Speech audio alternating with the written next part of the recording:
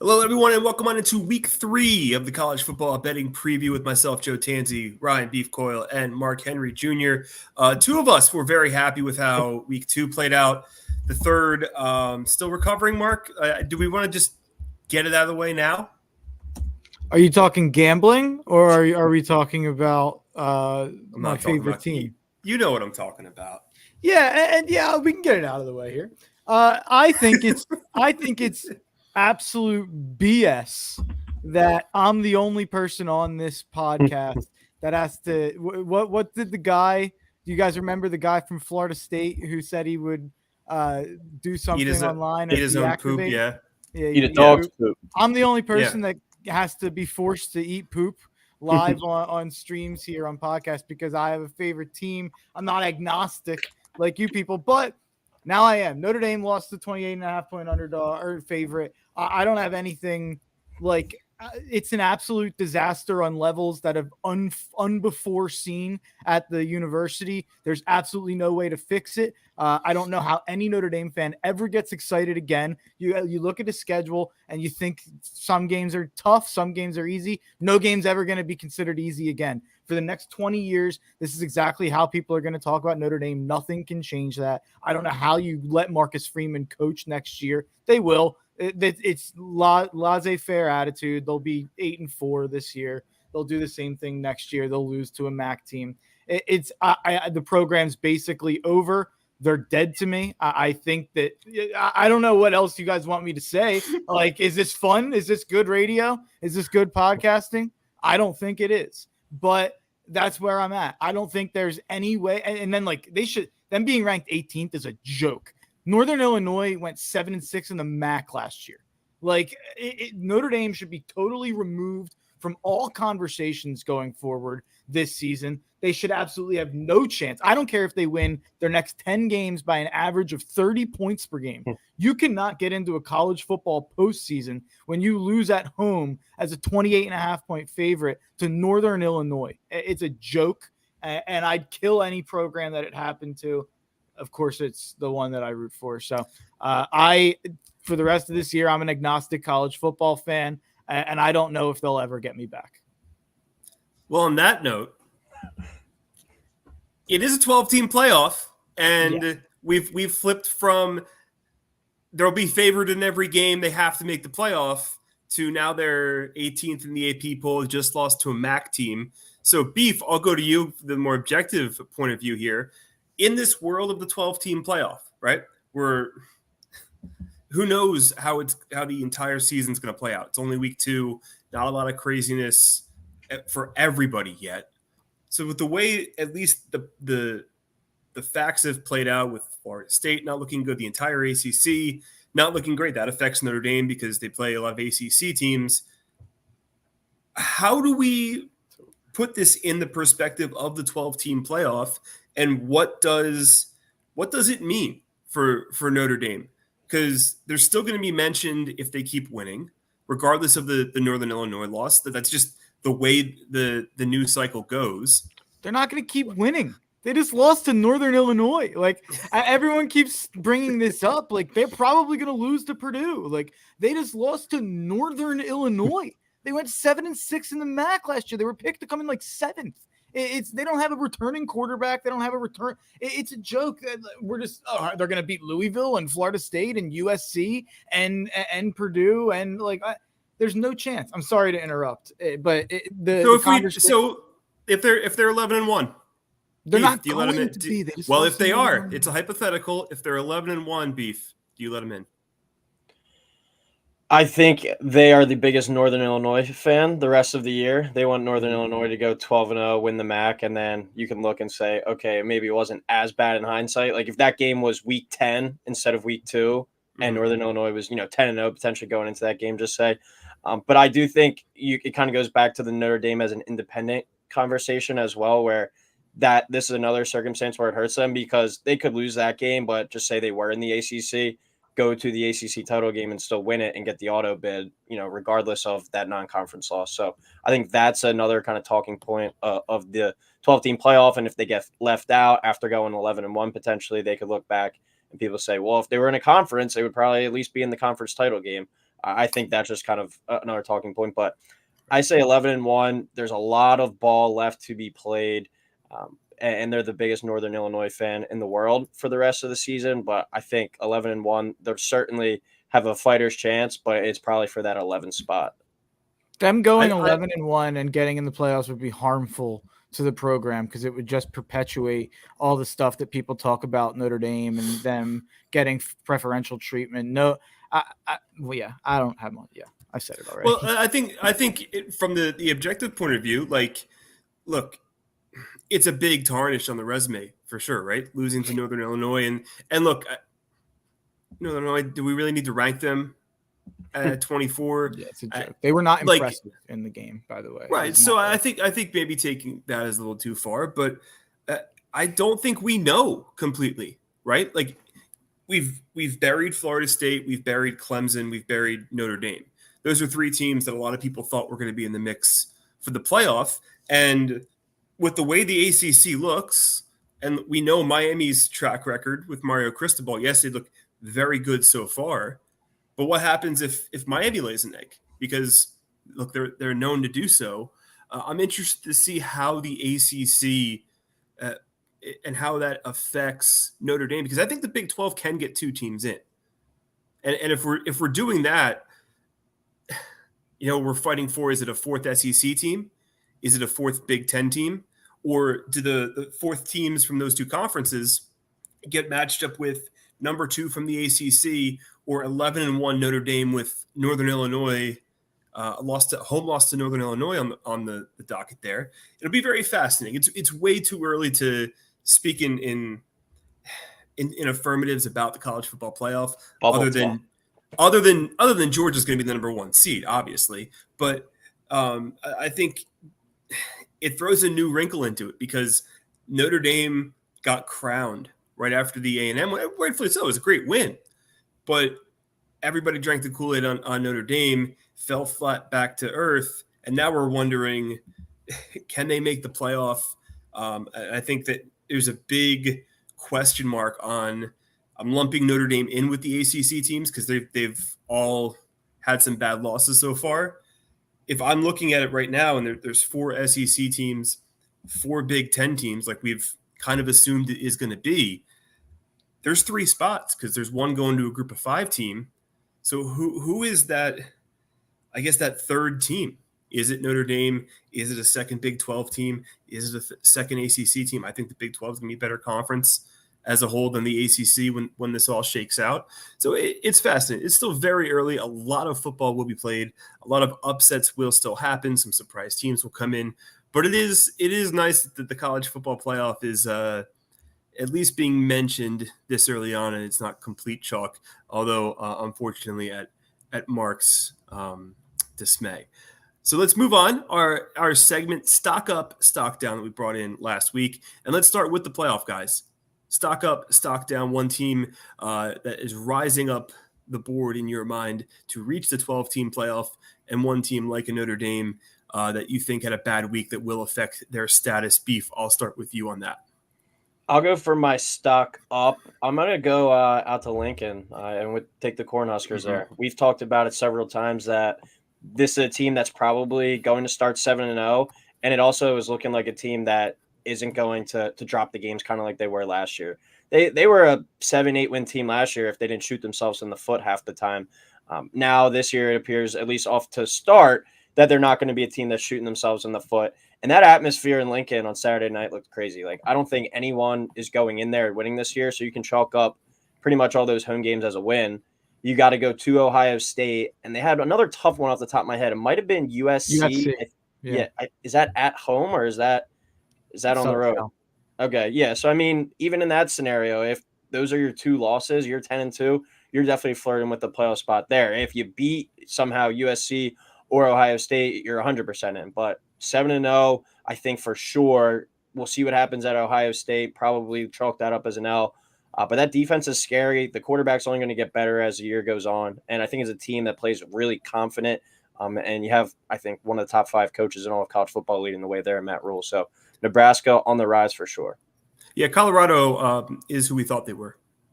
I don't think that's any kind of incredible statement to make about them. Like, if you watch the game against North Dakota State, they struggled at times with the quarterback presence in the pocket.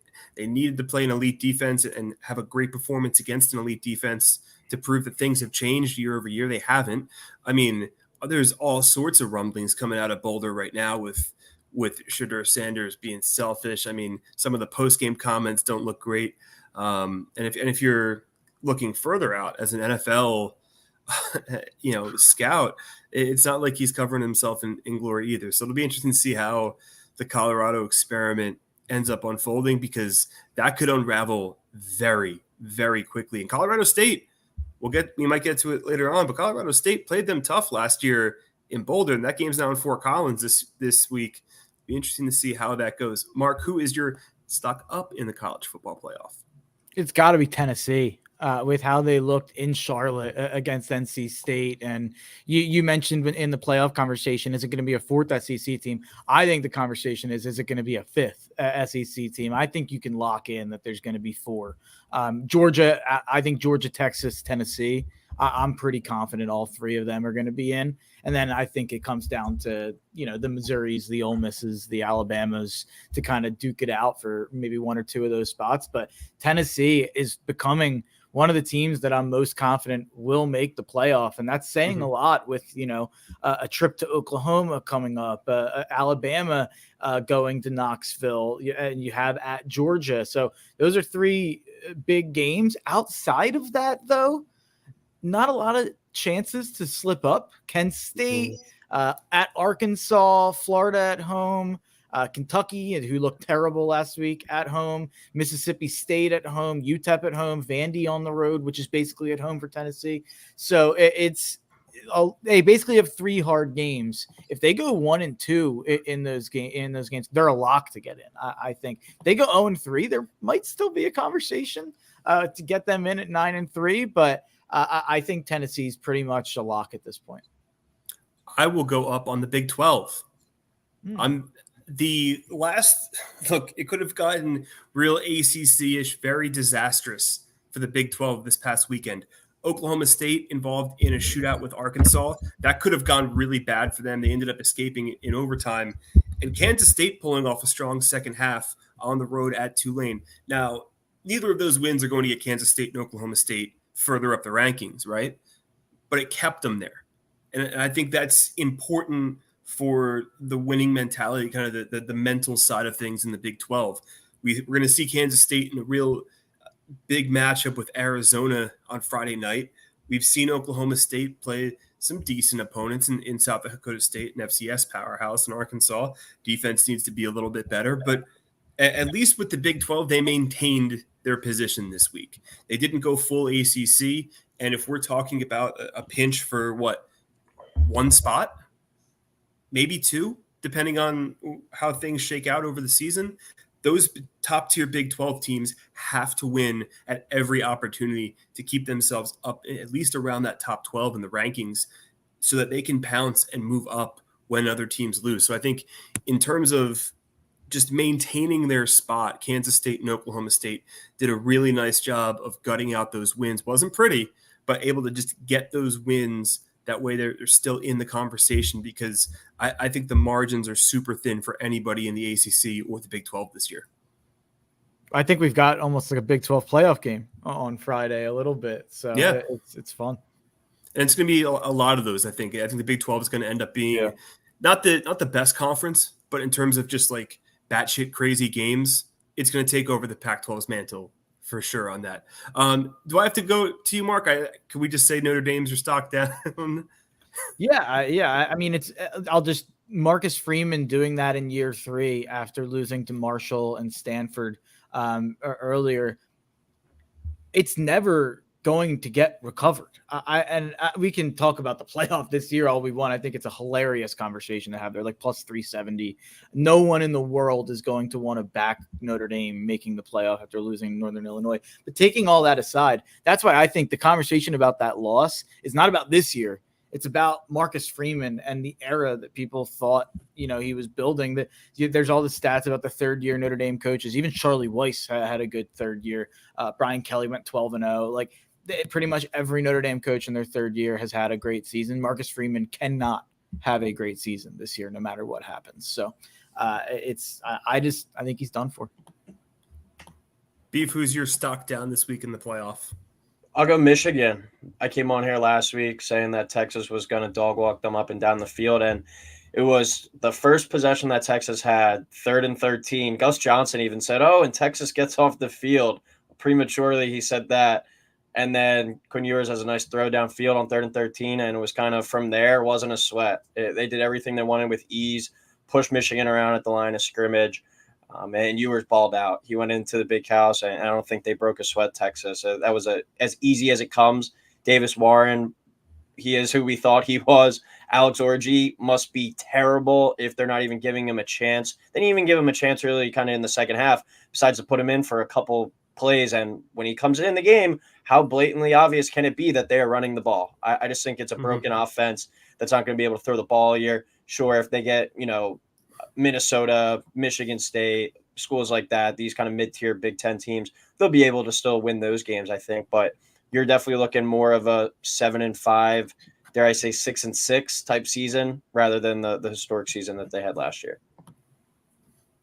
I don't mean to beat up on this program, but Oregon, what's going on there? Weird. I mean, got to hover over the panic button. See, it's weird, right? Because they're 2-0, they're a top 10 team, but barely scratching out a win against Idaho, barely scratching out a win against Boise State, and you start to wonder, right? Is Oregon going to be up for these big games? Like, what is actually going to happen to the Ducks when they face the Ohio States of the world? It really is kind of concerning. Now, look, these could be early season struggles. They get things out of the way, and they improve throughout the season. But at least for now, things have to be a little bit concerning with Oregon, given what they look like compared to everybody else in the Big Ten. Ohio State looks fine. Penn State, could have had a better week 2, but they did win on the road in week 1. So I think we can squarely put them at either 2 or 3 in the Big Ten. Michigan losing definitely helped them. But what if USC ends up being pretty decent? And what if 1 or 2 other Big Ten teams sneak in there? Oregon's spot in the college football playoff could get a little dicey. So, look, they're 2-0. That's okay. But I think they'd like a better foundation to build on for sure. So let's move on now to our Heisman Trophy. Stock up, stock down. I'll start with you, Mark. Whose stock is rising after week 2 in the Heisman Trophy race? I don't know if a running back can even win the Heisman anymore. It feels like when's the last one? Is it Mark Ingram? I'm trying Derrick to think. Henry won it. Derrick Henry. That's after Mark Ingram. You're right. It might be Henry. That's the last running back who's won it. It's become such a quarterback award. Obviously, Devonta had one, but I would say it has to be Ashton Jonty from Boise State. You have to bring him up and just how good he's been. And now the fact that he had kind of a game where he did it on the biggest level against Oregon after week 1, kind of doing it in a little bit of a showcase game there too. So I think you at least have to bring him up and put him in the early kind of conversation. He had 25 carries for 192 yards and 3 touchdowns against Oregon. He was pretty much the reason that they were in that game. So to say that about a running back against the team that we're supposedly talking about as a title contender, I think he's got to be in the conversation. He's up to plus 2,200 now. He's in the top 10 at DraftKings Sportsbook. It was 80-1 during the game. It was 50-1 yesterday. He's moving up. Coming in, yeah. Beef, who's your stock up in the Heisman race this week? Mine's a favorite as of right now. Quinn Ewers at plus 600. I just think on Saturday that was kind of a – if it was later in the season, it would have been like that Heisman moment type game.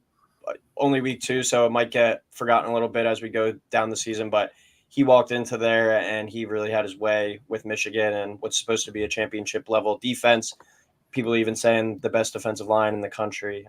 Give credit to his supporting cast and the offensive line, Sarkisian as well. But for him to go in there and really make that look easy in Ann Arbor, that was a pretty eye-opening performance. And it's a guy that we know is really good. He was only 10-1, I think, like 3rd lowest odds to start the season. but still, he's got to be the favorite as of right now. So stock up for sure for me, Quinn Ewers. I'll go super chalky. Jackson Dart. He leads the FBS in passing with 795 yards. Look, Ole Miss has played nobody. I'm not going to debate that. But the fact that he's put up those numbers and has gotten off to a strong start, an expected strong start, by the way, because of returning inside that offense again. Look, Ole Miss is, they're at Wake Forest this week. I don't think that's going to be much of a test.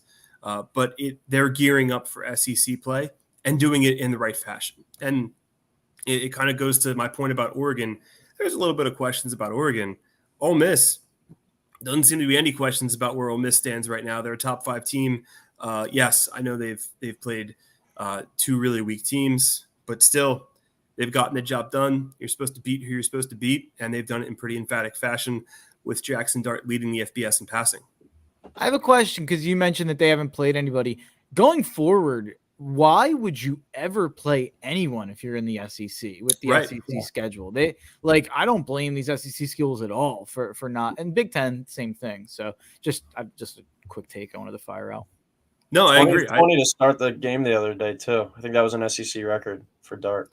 Yeah, no, I agree with that. If you're in the SEC and you're playing 9, maybe if it gets to 10 at some point games in conference play, why would you end up playing a marquee non-conference game, especially if you're Ole Miss? Look, you're probably guaranteed to play 3 or 4 of the big dogs in the SEC, regardless of how your schedule rotation works out. I think that's definitely a conversation that a lot of athletic directors are having with their football coaches right now.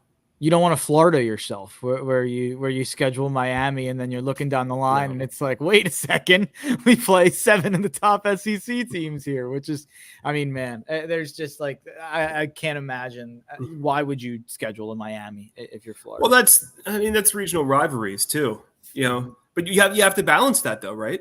Because if you're Florida and look, you have a long-standing history with Miami and Florida State, why would you continue those 2 series when you have an even bigger SEC, right? Lincoln Riley's brought it up with Notre Dame. Right. It really is kind of the balancing act of, yes, we'd love to play these and keep tradition going. But at the same time, I don't want to cost myself a win when I can play Middle Tennessee State in week 2 and get that win, or at least for most teams get that win. Florida's had some issues too. And to me, everyone loves to bring up the Notre Dame conference thing, and this does tie in. I don't really care either way about it. If they joined one, fine. If they do what they currently are doing, fine. But the way that I look at it is I do think it might get tough for Notre Dame to schedule 12 games and get enough kind of guys on there. Because why would you schedule Notre Dame if you're anyone other than Northern Illinois, I guess? But I don't know why you would schedule Notre Dame if you're Texas A&M or one of those types of teams. And if you're Notre Dame, you're going to want to at least have a couple of those kind of big showcase games throughout your schedule. You don't want to be Washington State playing like nobody, basically. So that's kind of the interesting balancing act of why they might join a conference, I think. Well, I think if the scheduling alliance with the ACC falls apart, then it becomes big time. At least was it 6-7 games against the ACC every year? I think it's 6, yeah. So you at least have that as your backbone, and then you can kind of fill out. And look, Notre Dame still puts butts in seats. Yeah, I think that's also not Mark anymore. Not Mark, but there's plenty of other hundreds of thousands of fans that will either travel elsewhere, neutral maybe site, they should be louder in the stadium then, because it sounds like a funeral every time they get behind by a touchdown in that stadium. It's one of the worst things about the program, but that's a whole other thing. That's just because we have a bunch of 80-year-old fans that are still going to every game, but that's a whole other conversation. Beef, you're stock down in the Heisman race. My stock down in the Heisman race. Avery Johnson, a guy that I've talked a lot about throughout the offseason. I got him at 25-1. I think he's now 50-1. I was expecting a couple of big performances out of the gate. And Tulane's no cupcake, but UT Martin, he didn't really light it on fire either. And I was watching a lot of that Kansas State Tulane game. I had to turn it off about halfway through. I turned it on with the last 5 minutes left, but they play a real kind of boring offense, a lot of horizontal passing. I was expecting them to kind of unleash him as more of a weapon so far. And it's still, an early season. The season's still young. There's a lot of big games. And national stage on Friday night to kind of put himself back in that conversation. But he's been disappointing to me so far, and I thought we would have seen a little bit more out of him in Kansas State. That might be we talked about it being a Big 12 elimination game. That might be a Heisman dark horse elimination game too. Also a non-conference game on Friday. Yeah, there's some thing about it. Yeah, there's some weird ones out there that I think there was one last week in the ACC as well that was like that. I think it was Baylor, Utah was non-conference. Yes, that's what it was. Yeah. I'm going to pick on Colorado again this week. Last week I said don't bet on Shedeur Sanders. Travis Hunter is your pick from Colorado. Look, the odds tell you everything. Travis Hunter was plus 2,200 to win the Heisman about this time last week. He's down to plus 5,000. He is not getting anywhere near the conversation if Colorado is as bad as we think they are. It's just that simple. The best player in college football on a 4 or 5 loss team is not winning the Heisman Trophy. And they're going to be more than they'd be lucky to be a 4 or 5 win team. 4 or 5 win team. Yeah. I had them at 4 and 8 before the year. This is going to be a make or break week here for Dion in Colorado. I'm actually buying. I think this might be the first bet I've ever placed on the Coach Prime Colorado Buffaloes. I don't think I've ever bet on them last year, or I definitely didn't bet on them the first 2 weeks this year.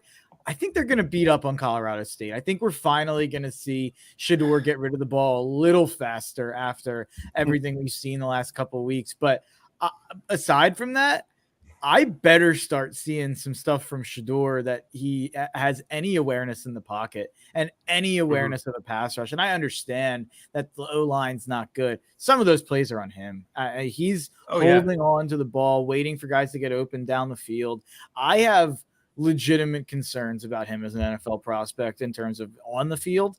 And then, I hate being like the guy who talks about like, does this college quarterback show the leadership he needs to show at the next level? Like I don't want to ever be that guy, but I think all of the questions that people had about Caleb Williams are applied tenfold to me about Shedeur Sanders off the field. They're actually real leadership. Oh yeah. Yeah. I think that the question is, will Colorado's offensive line actually block for him? That's the question. After the comments he had after the Nebraska game. Before we get into the week 3 preview, mark your stock down Heisman race. I guess I'll just say Joe Tansey was right about Riley Leonard. But what I will say is Riley Leonard apparently had it, like they're now leaking that his ankle injury. Yeah, he did sit out all the spring and didn't play the spring game and all that stuff. They're leaking that was way worse. And now there was a leak that he tore his left shoulder in his non-throwing arm last week, but he's going to play through it. I don't understand why they're not just playing a freshman at this point and moving on. But Riley Leonard, at least this version of him, who has not looked at all as fast as he did in 2022. I'm not even going to say 2023. But yeah, obviously not a Heisman conversation, but just he's done, in my opinion. Yeah, the injury thing was interesting, right? Because it's kind of it's right out of the playbook of after a big loss. Of course. It's how it always goes, unfortunately. All right, let's get into week 3. Let's just say it's not the best slate of games. This is where the 3 of us shine the most. We got to grind through some of these ugly games to give you guys some winners. And let's start on Friday night. We've hinted at it for most of the show so far. Arizona and K-State. This is going to be a fun one. Friday night in Manhattan. Like you said, Beef doesn't count as a conference game because of everything that was scheduled before conference realignment. Arizona has one of the best wide receivers in the country in Teteroa McMillan. Noah Fafita, their quarterback, came on big last year as well. Avery Johnson, the quarterback at K-State, probably the reason why Will Howard is now at Ohio State, because K-State needed to play him because of all the NIL money involved. K-State coming off a road win at Tulane. They just got it out, as we mentioned earlier. Arizona, a decent start to the season as well. I'll leave this open to you guys. Where do you see this game going, and how fun can it be between these two contenders in the Big 12? I'll go first. Was looking into this one a little bit because that 7 number kind of jumped out to me. I was like, why is that? I looked it up. Since Chris Kleiman took over at Kansas State, he's the second best coach in the country against the spread. That really surprised me. 39, 23, and 2. He's 23, 12, and 2 against the spread as a favorite, and 17 and 8 against the spread as a home favorite. So pretty good, I guess, beating the market. The Vegas hasn't been able to kind of get on it. And right when I saw that, I was like, Arizona's a 7-point dog. I think the defense is a little bit worrisome. I know last week they held Northern Arizona to only 10 points, but the week before was 39 against New Mexico, who's probably going to be a 1-win team this year if they're lucky. So the defense might be a little bit concerning, and I think the style of play that we have seen from Kansas State, as I was saying earlier, play a little bit of a boring style of football, but I think they might be able to push Arizona around at the line of scrimmage. Game at Kansas State, it seems like a trap line on paper. It's like, why is Arizona over a touchdown favorite now? But I think that I'm not going to fall for the trap. I flipped to Kansas State, but I also think this could be a fun kind of shootout game as well, like a 40-30 type game by the end of it. Maybe even, close at halftime, but Kansas State kind of grinds it out towards the end. I think this is a game where coaching comes into play big time.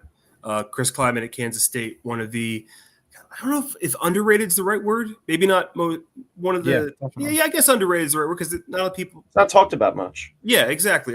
Don't pay attention to what his resume is from North Dakota State and then moving into the FBS.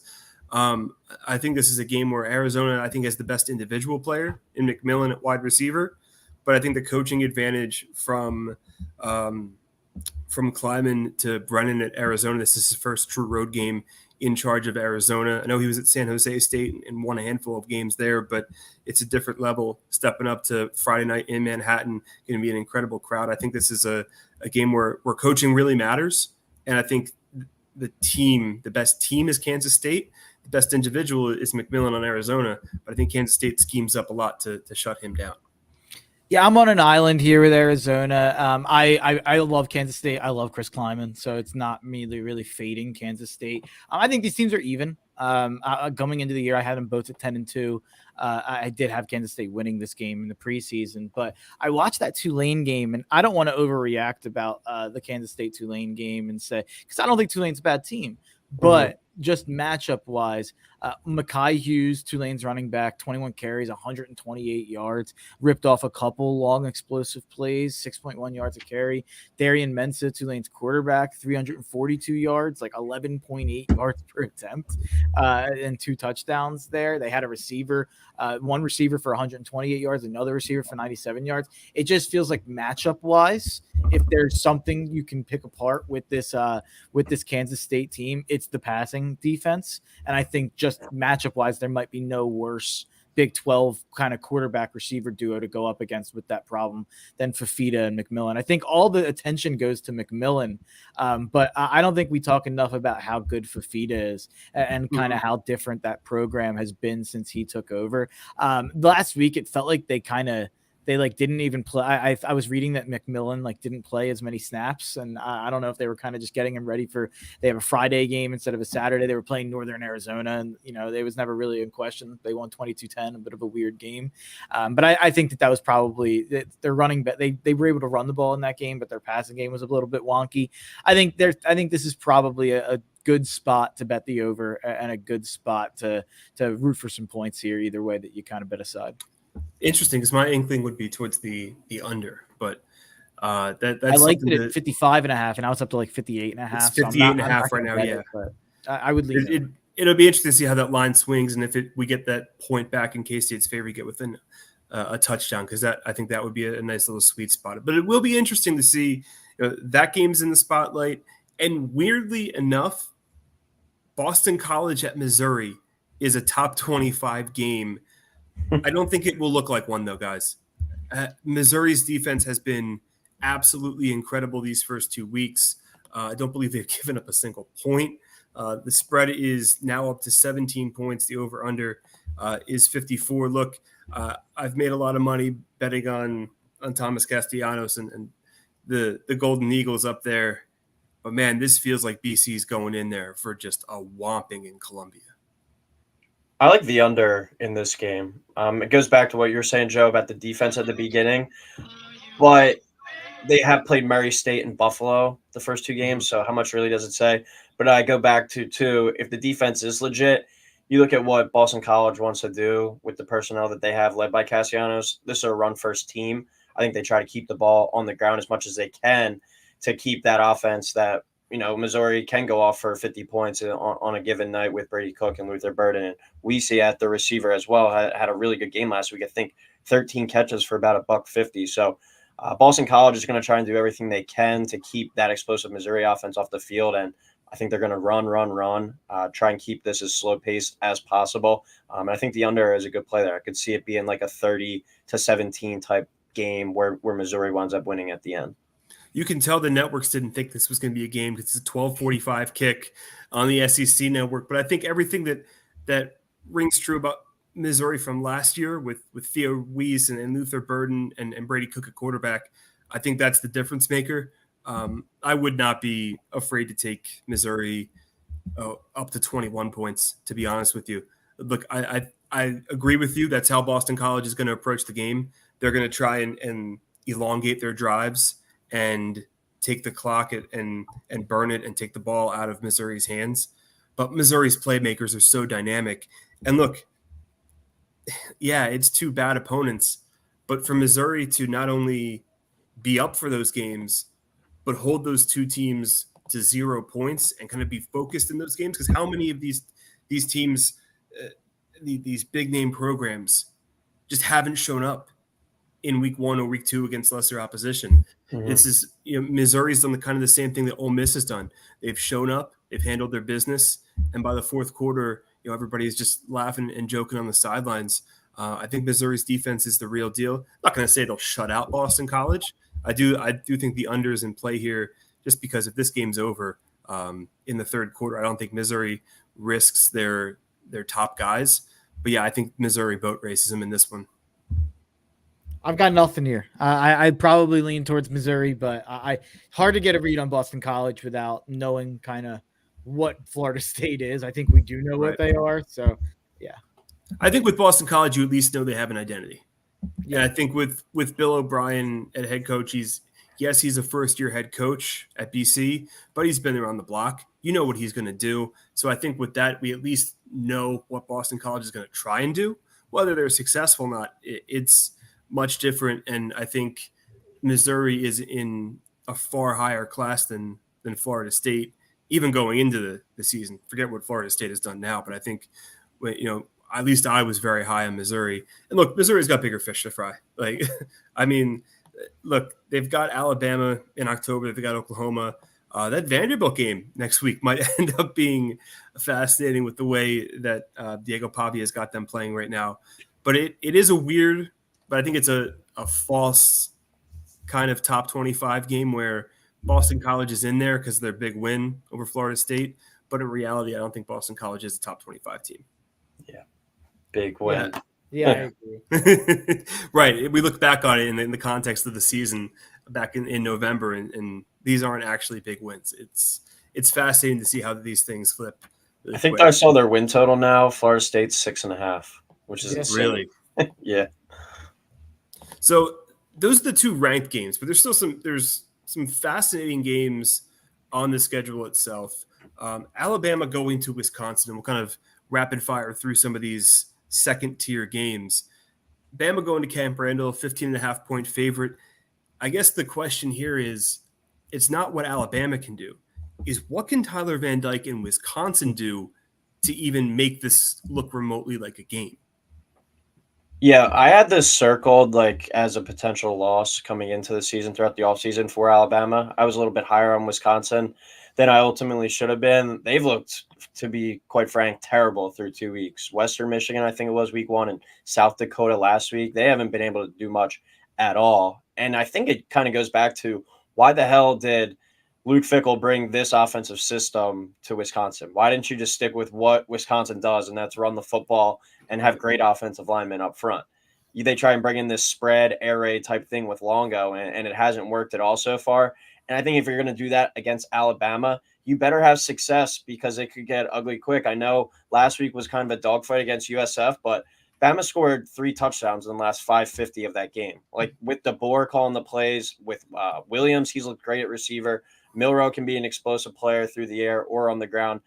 If Wisconsin goes out there and has a couple 3-and-outs within 30 seconds of play clock, Alabama could be up 3 touchdowns by the end of the first quarter. I think this one could get really ugly if Wisconsin's not converting early and often, because Alabama can take the top off right away. This is a game where if Alabama had Monty Ball, Ron Dane, you name your Wisconsin running backs of the past, they would have a shot. But I think in terms of matchup wise, man, this is a tough one, because the one thing you want to do against Bama is run the ball, kind of like similar to what BC would want to do at Missouri. It is very fascinating. I don't think the Wisconsin that we see in its current form has any shot at this. Let's talk about Florida State. Go ahead. Sorry, Jonathan Taylor ain't walking through that door. No, we could name Wisconsin running backs all night.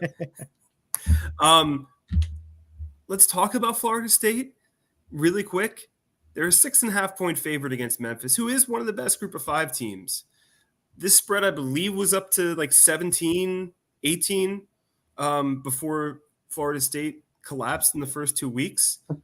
What do we make of this game? I'm not saying have a pick, but is that a fair line given how much Florida State has struggled?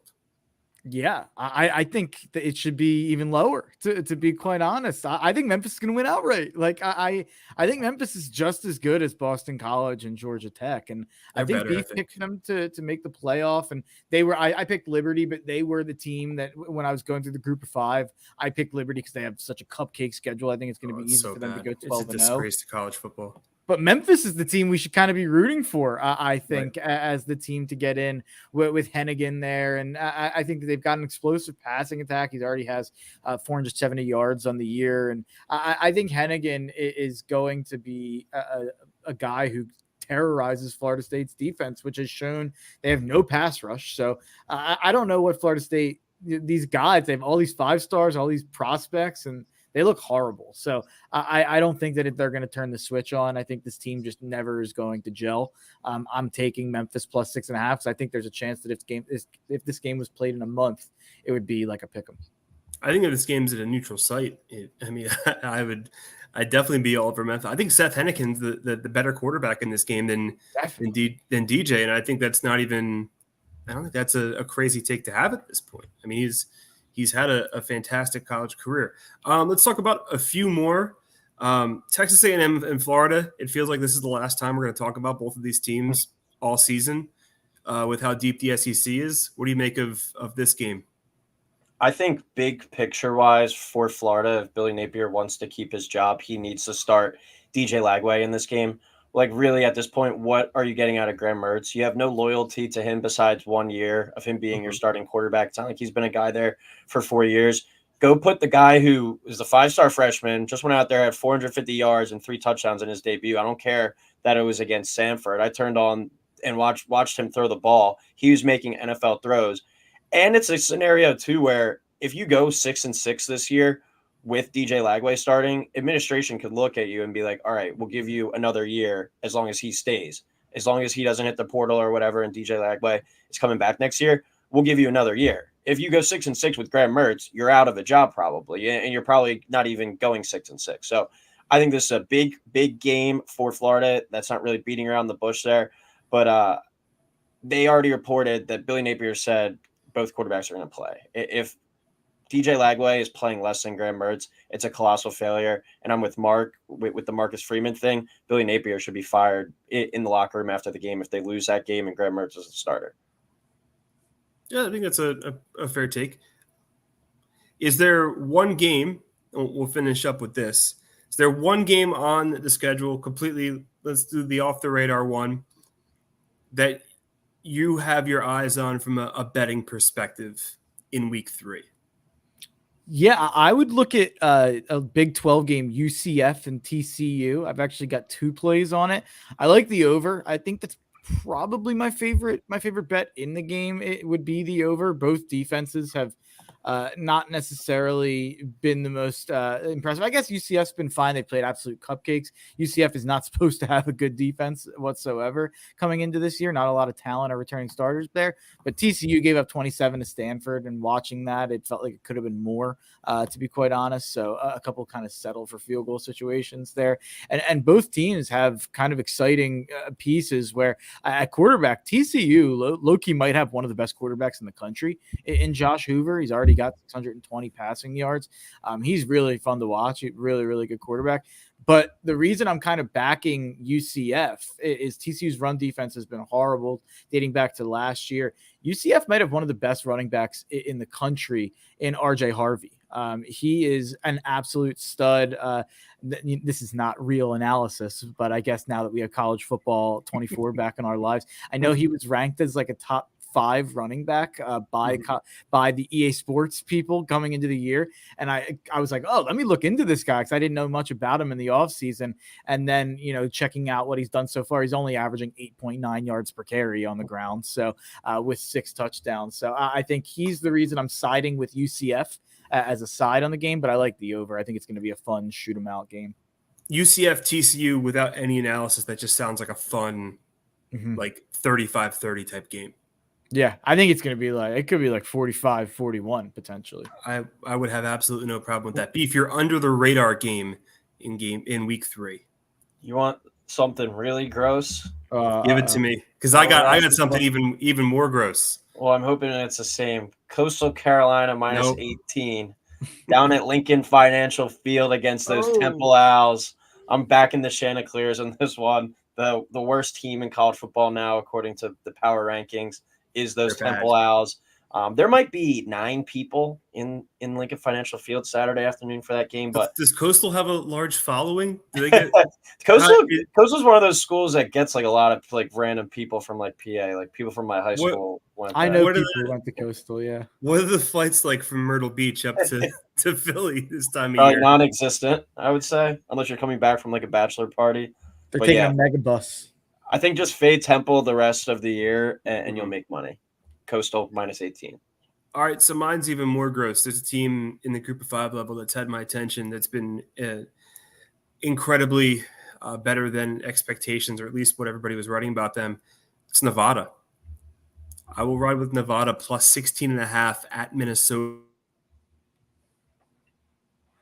Look, nothing about the Golden Gophers really me against North Carolina. Wasn't really a fan in the opener, and I don't think they have the overpowering offense to put them away. And look, Nevada's been frisky. They're 1-2, but they played a really tight game against SMU.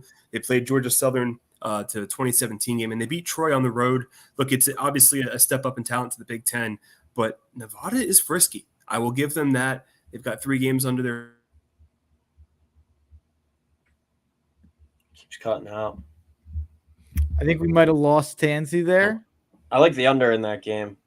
Under 43.5. I think we got him back now. Yeah, okay. We're back. There's a gopher hacking my PJ my wires here. Yeah, PJ Flex rowing the boat right over my wires. Yeah, Nevada. Look, they've played some really tight games so far. I just don't think Minnesota is worthy of being a 17-point favorite over anybody right now. Can I throw a shout out for an ugly Big Ten game in here? A little Indiana UCLA action. Oh, I can't believe that's the primetime game. That is how disgusting week 3 is.